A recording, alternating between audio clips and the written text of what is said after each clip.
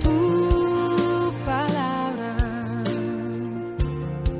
es como aceite sobre mis heridas. Estás escuchando La Palabra de Verdad con el pastor Martín Portillo. Y el calor en el invierno. Tu palabra.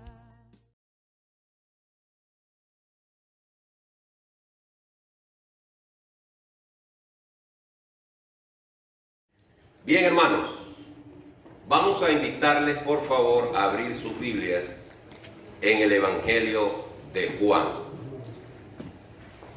capítulo 8. Evangelio de Juan, capítulo 8.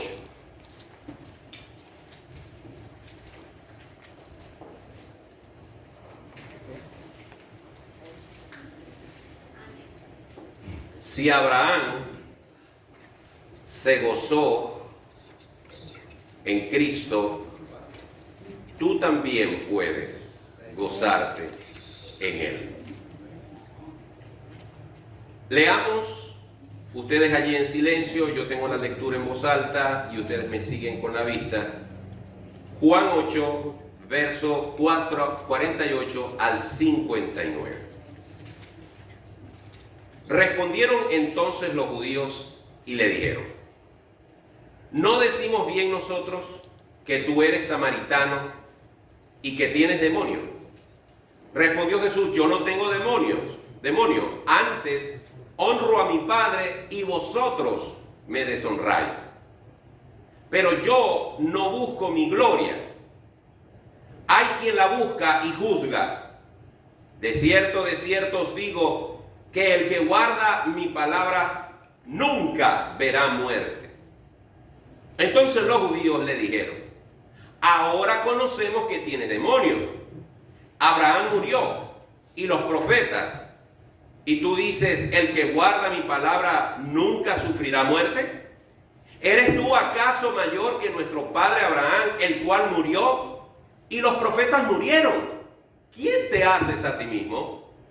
Respondió Jesús: si yo me glorifico a mí mismo, mi gloria nada es.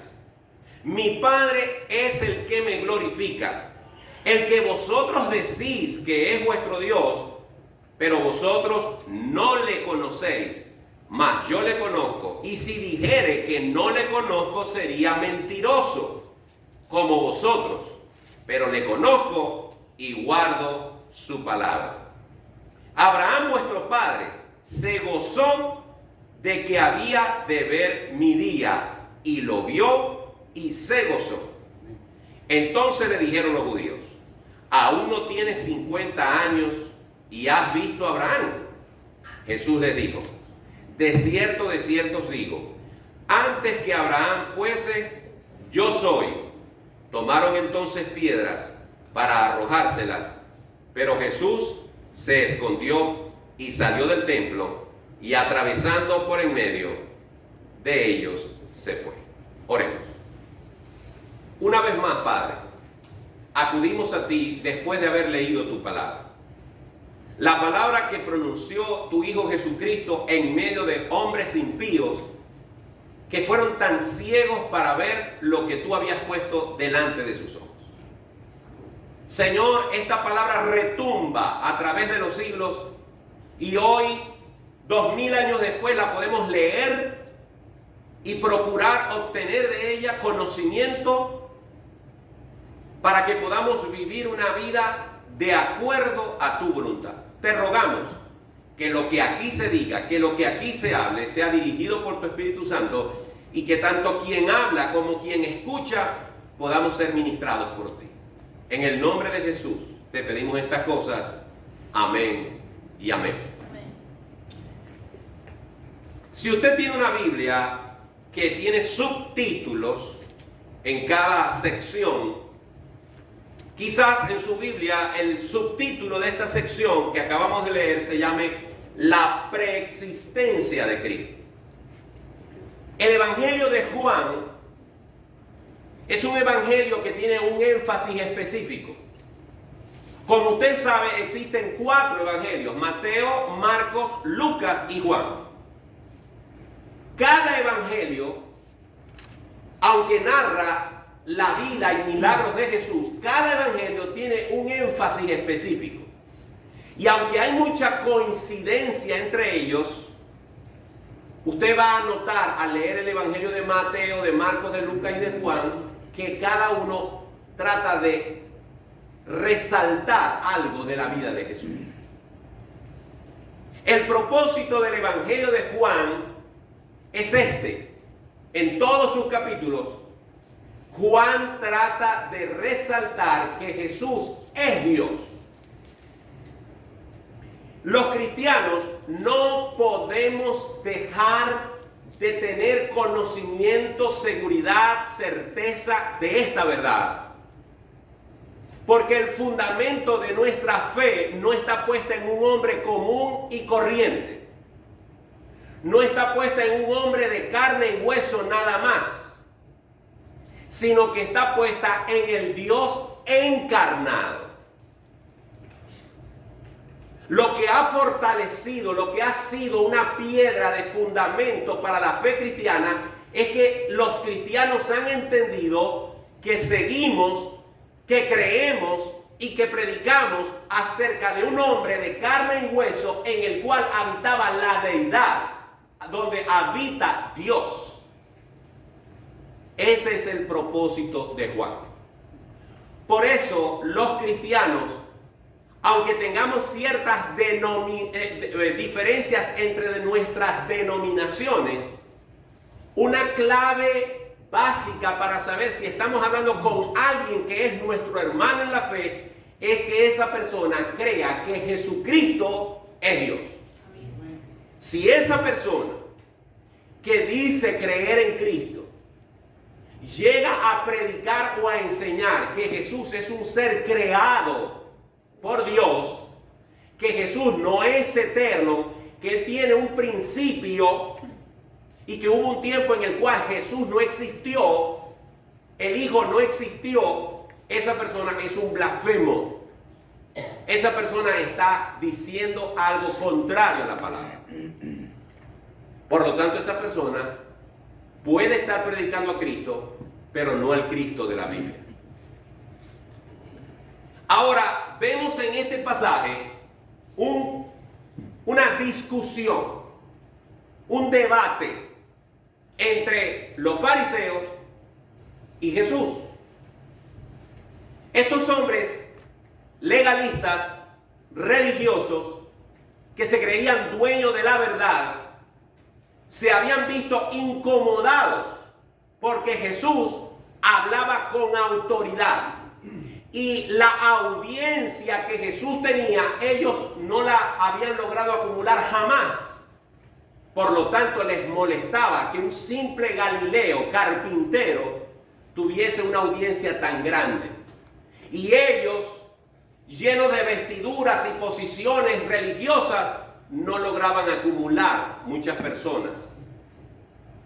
Así que es común este tipo de debates entre Jesús y estos hombres que tratan constantemente de ponerle trampas, constantemente de tener un encuentro con Jesús para debatir con Él. Observemos lo que dice el verso 48. Respondieron entonces los judíos y le dijeron: ¿no decimos bien nosotros que tú eres samaritano y que tienes demonio? Los judíos, los fariseos, los saduceos acusaban a Jesús de actuar por Belcebú, es decir, por Satanás. Ellos se están tratando de burlar de Cristo porque Cristo en los versos anteriores les ha estado diciendo: ustedes no son hijos de Abraham. Ustedes que se jactan de tener una ascendencia y una relación y un linaje con Abraham y se sienten seguros bajo ese supuesto linaje, no han entendido que no todos los que descienden de Abraham son sus hijos. Porque la relación con Dios a través de Abraham, en todo caso, es una relación espiritual. La Biblia dice que Abraham creyó y le fue contado por justicia. Por lo tanto, Ellos pretendían relacionarse con Abraham porque tenían sus genes, pero no tenían su corazón. Y como lo he dicho y lo seguiré diciendo siempre, Dios no tiene nietos, Dios no tiene sobrinos, Dios no tiene ahijados. Dios tiene dos tipos de personas, criaturas e hijos. Todos los seres humanos somos criaturas de Dios, creación de Dios. Dios tiene un solo hijo, el unigénito hijo del Padre, Jesús. Y todos aquellos que han venido por medio de Jesús a reconciliarse con el Padre, la Biblia dice que han sido adoptados. Somos coherederos con Jesús. Entonces hemos pasado a ser hijos de Dios. Por lo tanto, estos hombres estaban confiados en su relación filial con Abraham, mas no con su relación espiritual, con la calidad espiritual que tuvo Abraham, que le permitió creer en Dios en contra de toda probabilidad. Y como están molestos porque Jesús les está diciendo, ustedes dicen que son hijos de Abraham, pero no lo son, ellos en tono de burla lo llaman samaritano. Ellos tratan de ofenderlo, porque los judíos y los samaritanos se ofendían entre sí. Los samaritanos odiaban a los judíos y los judíos odiaban a los samaritanos. Entonces ellos le dicen, tú estás endemoniado y además de eso eres samaritano, como procurando ofender a Jesús. Esto nos demuestra que cuando la gente se queda sin argumentos, lo que hace es ofender. Cuando la gente no tiene los elementos para negarte o para contradecirte, cuando lo pones contra la pared y no hayas para dónde tomar, entonces la persona, su única herramienta es ofender. Y así estaban ellos, arrinconados. Jesús los tenía contra la pared, porque Jesús tenía autoridad y ellos no. El versículo 49 dice, respondiendo Jesús, yo no tengo demonio. Antes honro a mi Padre y vosotros me deshonráis. Note usted que Jesús no se detiene a aclarar si él es samaritano o no. Él no le da valor a eso. Porque si él hubiese tratado de defenderse de que él no era samaritano, él hubiese aceptado que ser samaritano era una ofensa. Y recuerden que Jesús está más allá de las diferencias que existan entre los pueblos. De hecho, y lo vamos a ver en el libro de los Hechos cuando lo estudiemos, cuando los cristianos judíos rompieron el cerco de Jerusalén para salir a predicar más allá de Jerusalén, la primera zona donde predicaron fue en Samaria, a sus enemigos. Así que Jesús no está interesado en aclarar si él es samaritano o no. Él sabía que no lo era y él no se iba a sentir ofendido por eso. Esto nos enseña algo. Tú tienes que tener la capacidad, la madurez de que cuando alguien te quiere ofender, diciendo cosas ciertas o no ciertas de ti, tú tengas la capacidad de, como cristiano, asumir eso con hidalguía. No dejarte arrastrar por tu ira, por tu enojo, por tu ofensa. La Biblia nos enseña a nosotros, como Jesús, a que debemos aprender a lidiar con el oprobio, con la ofensa, con la calumnia. Y si esa calumnia viene aún en el contexto del Evangelio, por causa de Cristo, la Biblia dice que somos bienaventurados cuando alguien dice cosas que son en contra de nosotros mintiendo. Así que aprendamos a manejar como cristianos cuando nos ofenden. Jesús sí aclaró que él no tenía demonio. ¿Por qué? ¿Porque necesitaba hacerse aclaratoria? No. Porque él les había dicho y les dijo y les seguiría diciendo, ustedes son hijos de vuestro padre, el diablo, y la voluntad de vuestro padre queréis hacer. Así como Dios tiene hijos espirituales en Cristo Jesús, los hombres y mujeres que rechazan el Evangelio, los hombres y mujeres que desprecian el Evangelio, los hombres y mujeres que desprecian el regalo de la vida eterna, están en condenación. Y no lo digo yo, lo dice la palabra, son hijos de Satanás. La Biblia dice que el que no cree desde ya es condenado, porque no ha creído en la palabra de Dios.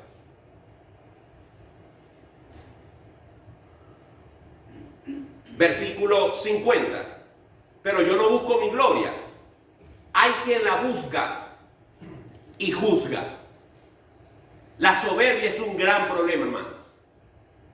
La soberbia nos lleva a querer ser reconocidos, a defendernos, a alzar la bandera de nuestro ego, de que alguien nos reconozca. Pero el mismo Jesús dijo, yo no busco mi gloria. ¿Saben por qué? Porque la gloria de Jesús, Él la tenía segura. Él venía de esa gloria y sabía que la tenía ya.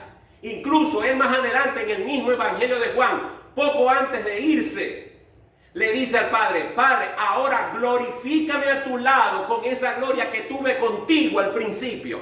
Jesús no necesitaba que la gente lo adulara.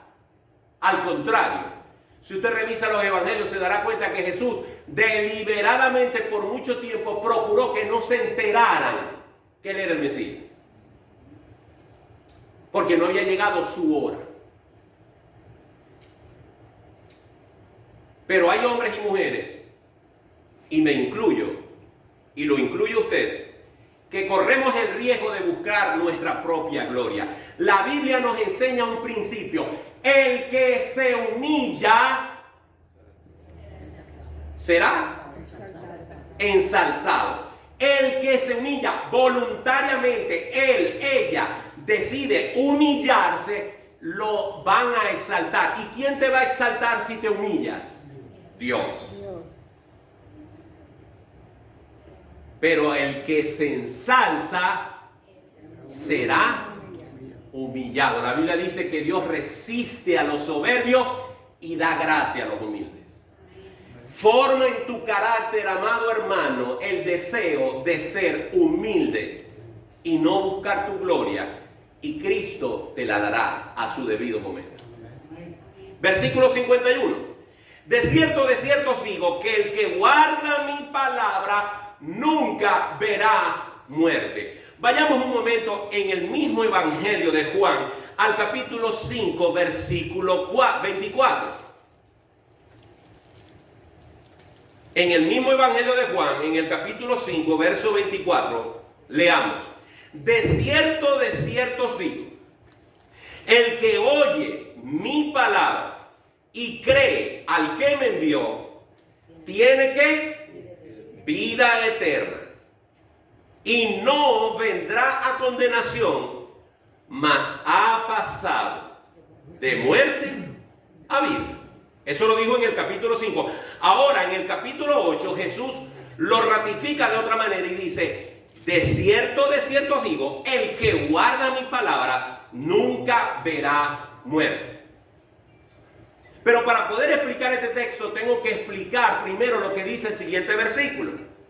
Entonces los judíos le dijeron, ahora conocemos que tienes demonio. Es decir, hace unos minutos le dijeron, tú tienes demonios porque nos acusas que no somos hijos de Satán, no somos hijos de Abraham. Ahora estamos más que convencidos que tienes demonios. ¿Cómo es posible que tú digas que el que guarde tu palabra no se va a morir?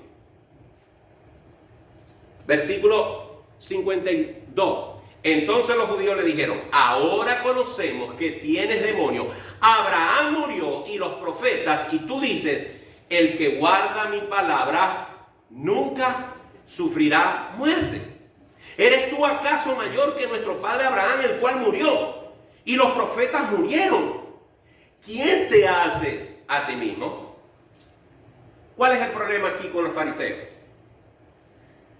Que ellos tomaban literalmente lo que Jesús les estaba diciendo. Lo mismo le pasó a Nicodemo.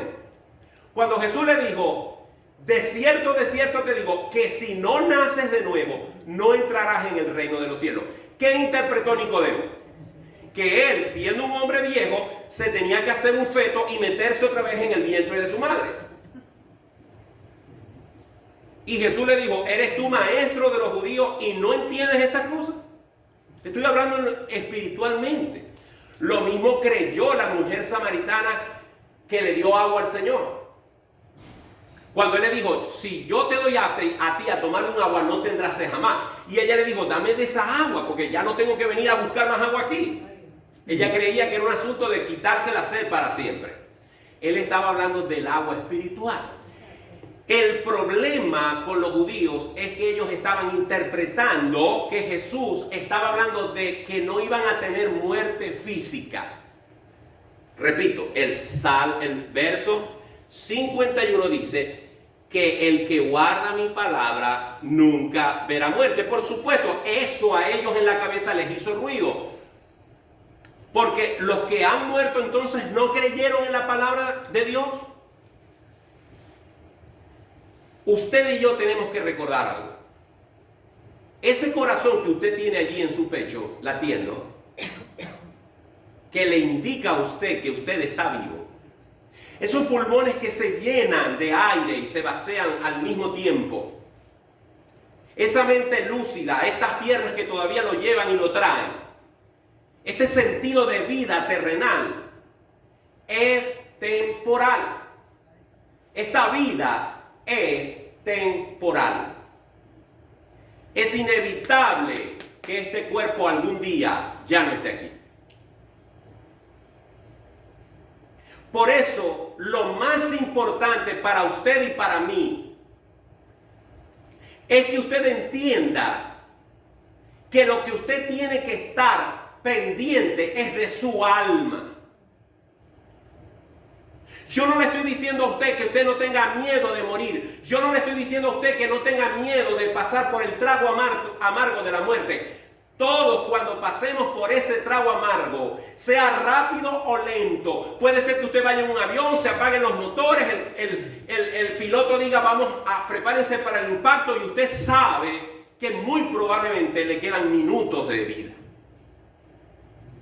Como puede ser que esté tirado en una cama de un hospital o de su casa, en un hospicio, porque los médicos han dicho ya no hay más nada que hacer. Cualesquiera sea su circunstancia o la mía, en la que estemos confrontando la muerte, yo sería muy ingenuo si le pidiera a usted que no tenga miedo de ese momento. Porque esta carne todavía quiere seguir aquí. Pero la promesa de Jesús es que usted no verá muerte, pero no muerte física. Usted jamás verá muerte espiritual, porque la Biblia garantiza que cuando su corazón se detenga, que cuando sus pulmones dejen de respirar, usted va a estar en la presencia del Padre Celestial por los siglos de los siglos. Amén. Eso es lo que Jesús está diciendo. Y como Abraham y los profetas guardaron la palabra de Dios, ellos estaban vivos. Pero ellos no entendían eso. Versículo 54. Respondió Jesús: si yo me glorifico a mí mismo, mi gloria nada es. Mi Padre es el que me glorifica, el que vosotros decís que es vuestro Dios. Pero vosotros no le conocéis, mas yo le conozco. Y si dijere que no le conozco, sería mentiroso como vosotros. Pero le conozco y guardo su palabra. La Biblia dice en Filipenses capítulo 2 que Jesús fue obediente hasta la muerte y muerte de cruz. El reto de Jesús en la tierra, como hombre, ya dijimos que era Dios, pero también era hombre. El reto de Jesús como hombre, ¿cuál era? Hacer lo que no hizo Adán. Adán recibió una orden: muy específica, con una advertencia, con un castigo advertido, y aún así Adán desobedeció. Ahora Jesús viene a la tierra, siendo Dios, pero siendo de carne, siendo tentado por el mismo Satanás. Y Jesús vivió 33 años sobre la tierra sin cometer pecado, porque fue obediente. Pero los judíos no eran obedientes. Ellos decían una cosa y hacían otra. ¿Sabe? Ese es el gran problema de casi todos nosotros. Que predicamos una cosa y hacemos otra. Por eso somos responsables delante de Dios. Porque no basta tener una Biblia debajo del brazo. No basta venir a la iglesia. No basta decir soy cristiano. Tenemos que glorificar a nuestro Padre. Tenemos que comportarnos como hijos de nuestro Padre. Si decimos que ya no somos criaturas solamente, sino que ahora hemos sido pasados a ser hijos de Dios, comportémonos como hijos de Dios. Glorifiquemos a Dios. Dejemos esa dualidad de decir yo conozco a Dios, pero vivo a mi manera.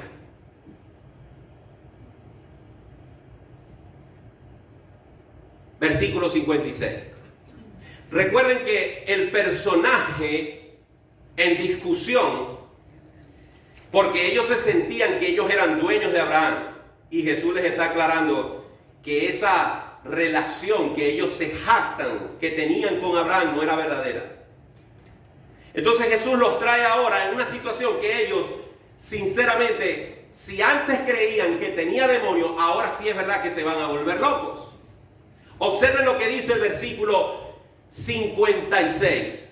Abraham, vuestro padre, y yo estoy seguro que Jesús dijo esto en forma irónica. Porque unos versos antes les ha dicho que él no es su padre. Que ellos se comportan como personas que no son hijos de Abraham. Entonces Jesús, con una sutil ironía, les dice: Abraham, vuestro padre, se gozó de que había de ver mi día, y lo vio y se gozó.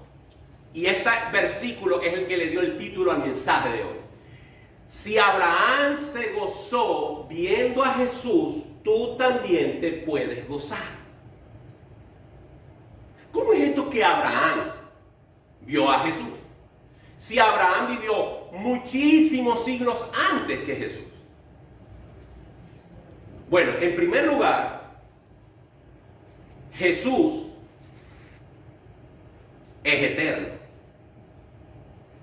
En segundo lugar, si usted revisa la Biblia en el Antiguo Testamento, repetidamente se nos habla del ángel del Señor. Esa es una prefigura de Cristo en el Antiguo Testamento. Pero además de eso, y aquí me quiero detener, hay una analogía preciosa entre lo que Jesús vino a hacer a la tierra y lo que pasó en el capítulo 22 de Génesis, que no lo vamos a leer porque no tenemos tiempo. Pero en el capítulo 22 de Génesis se nos narra que el hijo de Abraham, cuando Abraham estaba más encariñado con su hijo, cuando Isaac ya era un muchacho de 12, 15, 17, 18 años, no se sabe con exactitud, cuando él estaba más ilusionado de ver cómo se concretaba la promesa de Dios que tendría herencia en Isaac, cuando él está en el clímax de esa emoción porque tiene a su hijo, Dios le dice: quiero que me lo sacrifiques. ¿Cuántas veces Dios te ha pedido a ti en un momento que crees que todo va caminando bien? Quiero que aguantes esta prueba. Quiero que evidencies que la fe que vives cantando y diciendo que tienes en mí es verdad. No te pide que le sacrifiques un hijo, pero te mete en el horno de la prueba, como el que atravesó Abraham, llevando a su propio hijo a una muerte segura. Y cuando Abraham llegó al lugar en el que tenía que despedirse de sus siervos y seguir su camino hacia arriba, él le dijo a sus siervos: esperen aquí, el muchacho y yo iremos y adoraremos y volveremos a vosotros. Pero Abraham llevaba aquí un puñal recién afilado. ¿Por qué Abraham dijo volveremos a nosotros si él sabía que iba a sacrificar, a degollar a su hijo? Porque él sabía que Dios haría lo que fuese por no faltar a su promesa. Y déjame decirte que si Dios ha prometido que estará contigo, que Dios te fortalecerá en medio de la prueba, que Dios te sostendrá en medio de tu tormenta, que Dios te ayudará en medio del foso de los leones, es porque Dios cumplirá su promesa. Amén. Y no te dejará.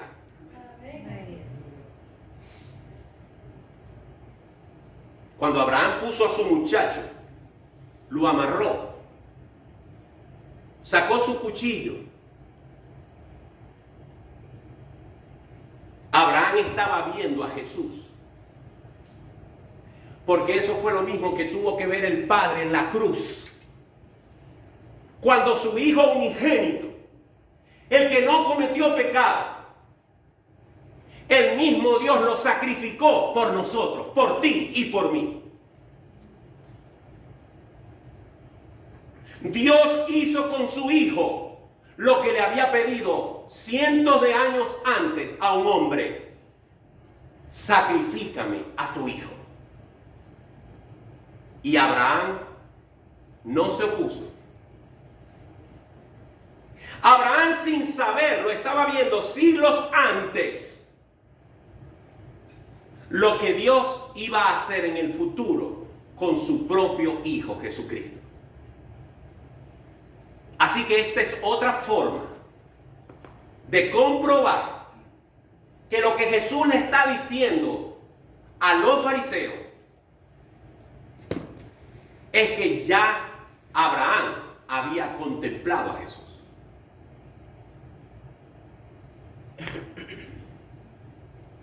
Bendito sea Dios que Abraham no tuvo que pasar por el trago amargo de ver correr la sangre de su hijo, sino que cuando el cuchillo estuvo al filo de su cuello, Dios lo detuvo. Pero el Padre no pudo hacer lo mismo, porque si el Padre se hubiese detenido en castigar el pecado tuyo y mío en la vida de Jesús, si Jesús hubiese tenido que bajar de la cruz sin cumplir con su misión, tú y yo no estaríamos aquí, tú y yo estaríamos condenados. El Padre no pudo detener lo que tuvo que hacer en Jesús. Por eso dice la Biblia: el que no cometió pecado, por nosotros fue hecho pecado, para que podamos tener vida eterna.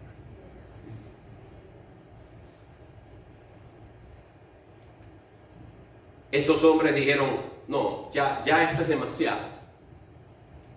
Ahora tú dices que tú conoces a Abraham, que Abraham te conoció a ti. Entonces Jesús dice, y con esto termino: de cierto os digo, antes que Abraham fuese, yo soy. Miren, yo quiero representar esto de esta manera. Imaginémonos la cabeza de los fariseos con una aguja que marca su enojo. Cuando comenzó el pasaje, la aguja estaba a 1/3 de tanque.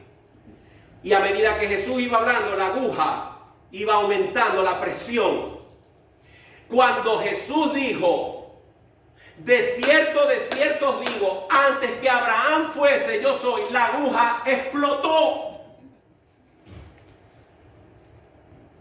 Esto es insoportable. Pero por eso el pasaje se llama la preexistencia de Cristo. Porque cuando Abraham estaba recibiendo las promesas del Padre, Jesús estaba al lado del Padre. Cristo, el Hijo, estaba al lado del Padre. Recordemos ese misterio que no podemos explicar con palabras humanas. Dios es Padre, Hijo y Espíritu Santo. Un Dios en 3 personas. Cuando Abraham estaba siendo tratado por el Padre, el Hijo estaba al lado viendo a Abraham. Y cuando Abraham murió y subió al cielo, vio a Jesús, al Hijo sentado al lado del Padre.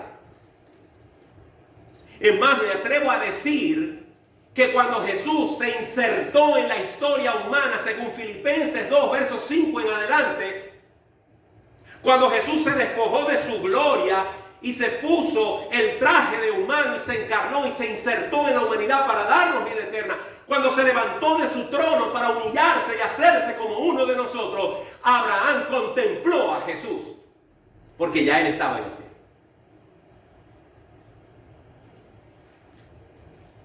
Así que Jesús está diciendo, antes que Abraham fuese, yo soy. Versículo 59. Tomaron entonces piedras para arrojárselas, pero Jesús se escondió y salió del templo y atravesando por en medio de ellos, se fue. Otra manifestación de la divinidad de Jesús es que él podía entrar sin ser visto y salir sin ser visto. Él podía escapar deliberada y soberanamente cuando lo quería, pero cuando no quiso escapar, no escapó y lo capturaron. En esos 3 años de ministerio, Jesús no una, muchas veces fue emboscado. Y en cada una de esas ocasiones Jesús salió ileso. Pero cuando Jesús decidió que había llegado su hora, soberanamente dijo, ahora sí me pueden agarrar. Pero Jesús es Dios. Y si Abraham se gozó, si Abraham se regocijó en saber, en ver, en contemplar al Cordero de Dios, ese que vendría de su descendencia y cumpliría la promesa de ser a todas las naciones benditas en la simiente de Abraham. Cuando Jesús pudo ser contemplado por Abraham, él se gozó. Yo quiero decirte, hermano, yo quiero decirte, amigo, alguien que me esté viendo, porque estoy grabando el programa de hoy, quiero decirte que Jesús puede traer gozo a tu vida. Amén. Pero no estoy hablando del gozo que nos da el mundo, que viene de afuera hacia adentro. Estoy hablando del gozo que nace de adentro hacia afuera. Porque Jesús dijo, el que cree en mí, de su interior correrán ríos de agua viva. Ese gozo solamente puede experimentarse en Jesucristo. Gloria a Dios. Y eso es lo que Jesús te ofrece hoy. No solamente al no cristiano, no solamente al que todavía no ha conocido a Cristo, sino a aquel que ya ha conocido a Jesús, aquel que está seguro de su salvación, pero en este momento, o quizás mañana, o la semana pasada, estuviste pasando por una tormenta, estás pasando por una tormenta, vas a pasar por una tormenta. Quiero decirte que puedes experimentar el gozo de la salvación aún en las condiciones más adversas. Vamos a ponernos de pie.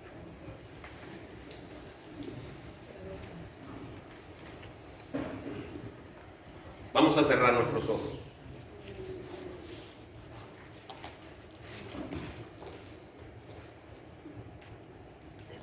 Yo quiero dedicar estos últimos minutos para que con tus ojos cerrados tú puedas imaginarte por un instante a Abraham acostado en su tienda. De pronto oye una voz. Abraham había jugado la tarde anterior con su hijo. Estaba desesperado porque amaneciera para seguir cazando, jugando con él. Y esa mañana, esa noche, Jesús le dice, Dios le dice, quiero que me sacrifiques a tu único hijo. Abraham no dijo una sola palabra. Se levantó, preparó todo y salió con sus siervos y su hijo hacia la montaña, 4 días. Usted puede imaginarse, por favor, un instante, el sufrimiento de Abraham, todo ese camino pensando, ¿por qué Dios me pide que ahora le sacrifique a mi hijo después que me ha hecho ilusionar con él? Puede ser que Abraham pensó eso, yo no lo sé, la Biblia no lo dice. Pero me pongo en su lugar y yo quizás hubiese pasado todo ese tiempo y usted también pensando, ¿por qué Dios me está tratando así? Pero Abraham se sobrepuso a ese pensamiento y siguió adelante y llegó hasta el punto de amarrar a su hijo, de colocarlo en el altar, de preparar el fuego, de sacar el cuchillo y seguir hasta el final. Si Dios le pidió eso a Abraham, ¿por qué no te va a pedir a ti? ¿Por qué no me va a pedir a mí que soportemos una prueba?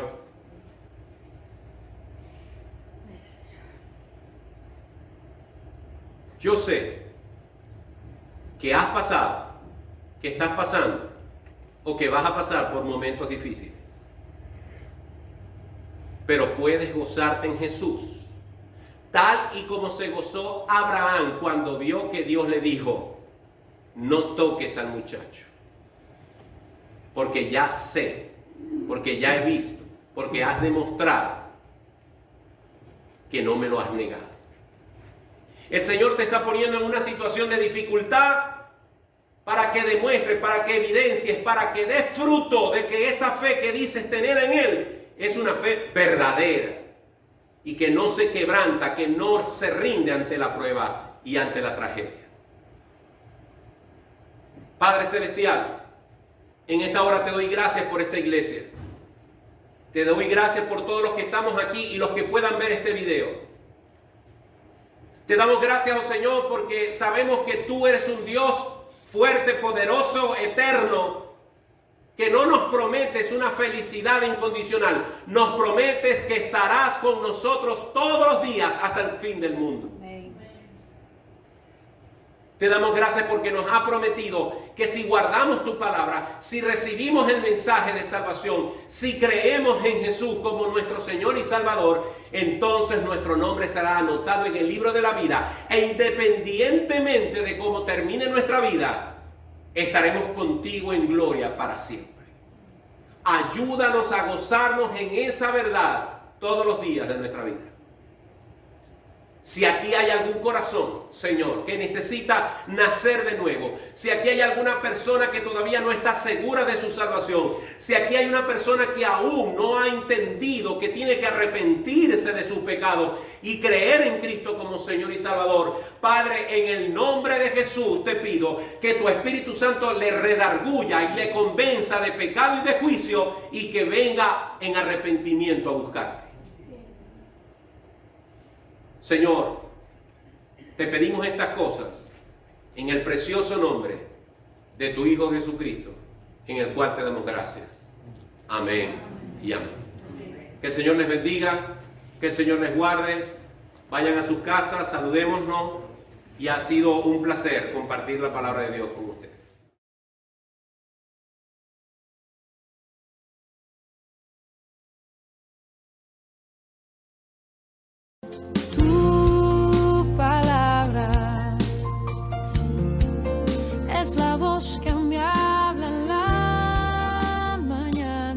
Y esto fue La Palabra de Verdad con el pastor Martín Portillo.